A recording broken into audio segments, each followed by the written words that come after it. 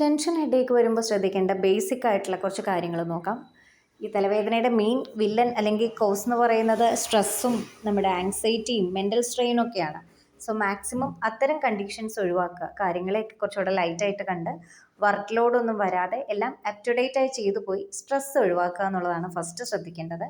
പിന്നീട് ഉറക്കം 7 to 8 മണിക്കൂർ ഡെയിലി ഉറങ്ങണം. എപ്പോഴെങ്കിലും കിടന്ന് എപ്പോഴേലും എണീറ്റാൽ പോരാ, ഡെയിലി ഒരേ സമയത്ത് കിടന്ന് ഒരേ സമയത്ത് എഴുന്നേൽക്കുന്ന പാറ്റേൺ ഫോളോ ചെയ്യണം. മൂന്നാമത് നമുക്കൊരു മസാജ് സെൽഫായിട്ടാണെങ്കിലും അല്ലെങ്കിൽ മറ്റൊരാളെ കൊണ്ടും നമ്മുടെ നെറ്റിയുടെ രണ്ടറ്റത്ത് ടെമ്പിൾ റീജിയനിൽ പ്രഷർ അപ്ലൈ ചെയ്ത് മസാജ് കൊടുക്കുന്നത് ഇൻസ്റ്റൻറ്റ് റിലീഫാണ്. Last but not least, yoga and meditation. നമുക്ക് അരമണിക്കൂറെങ്കിലും സ്വസ്ഥമായി ബ്രീത്തിങ് എക്സസൈസ് ചെയ്ത് മെഡിറ്റേഷൻ ചെയ്യാൻ ശ്രദ്ധിക്കുക. അതും ഈ ഇടയ്ക്കിടയ്ക്ക് വരുന്ന ടെൻഷൻ ഹെഡേക്ക് കുറയ്ക്കും.